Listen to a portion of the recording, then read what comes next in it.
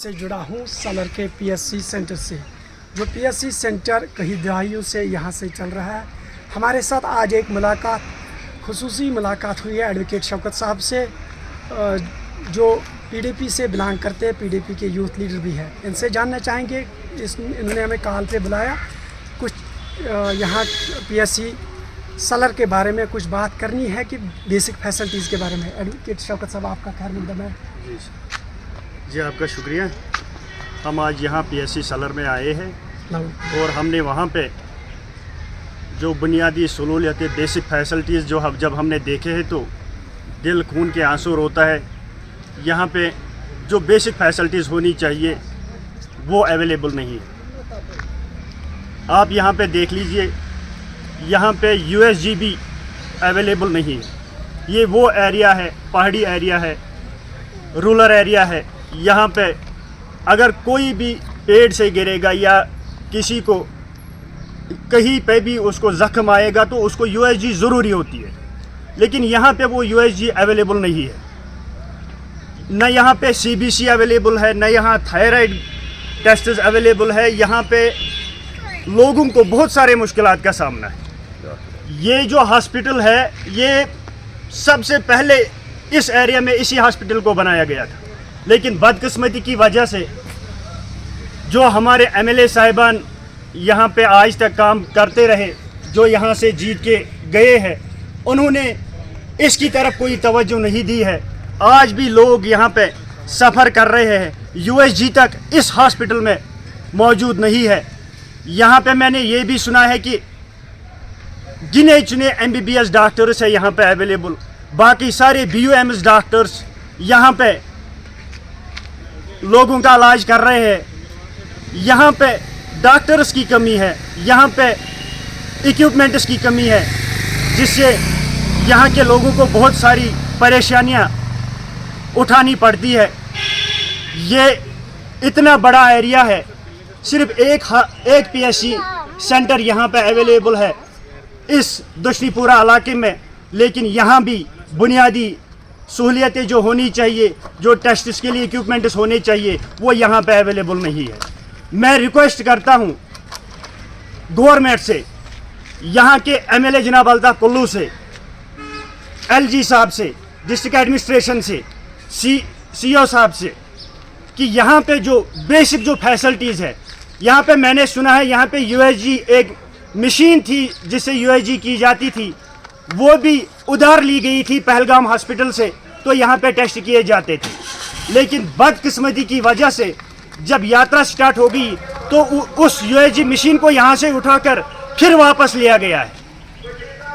यहाँ पे जो अपनी यूएसजी फैसिलिटी अवेलेबल नहीं है, न यहाँ पे कोई यूएसजी मशीन अभी तक लाई गई है। ये बहुत अफसोसनाक है। यहाँ के लोग मुश्किलात के शिकार हैं। हम जब यहाँ पे आए, दिल खून के आंसू रो रहा है। जब यहाँ के लोगों का ये जो दर्द है, इनकी कोई आवाज़ नहीं बनता, न इसकी कहीं सुनाई जाती है, इसकी सुनवाई नहीं होती। बहुत बार हमने रिक्वेस्ट की है। एक तो यहाँ पानी का मसला भी है, जो सबसे बड़ा पानी का मसला हेल्थ सेंटर पे होना चाहिए। यहाँ पे इनको डायरेक्ट कोई हॉटलाइन कनेक्शन नहीं दिया गया है, न इसमें इलेक्ट्रिसिटी का कोई हॉटलाइन कनेक्शन दिया गया है। लोग परेशान हो रहे हैं, लोग मुश्किलातों का शिकार है।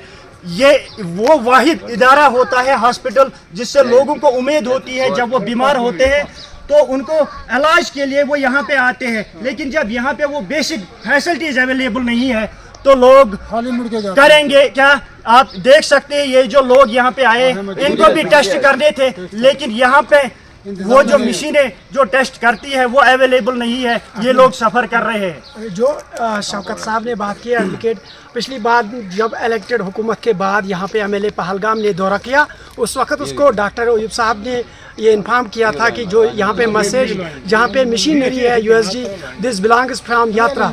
तो उसके बाद अगर ये 30 लाख की मशीन यूएसजी यहाँ पे नहीं मैसर करा गए तो इसका फ़ायदा क्या, जो इलेक्टेड गवर्नमेंट हमने यहाँ पे चुनी है। और एक सवाल ये करना चाहिए मैडम सकीना ये तो साहिबा से, कि जो इतनी बड़ी इलेक्टेड हुकूमत है, ये टूरिज़्म का इलाका है, ये पीएससी सलर है, ना कि ये खाली पीएससी सलर है। ये 2-4 हस्पताल को मोनीटर भी कर रहा है। यहाँ पे बीएमओ साहब बैठते हैं।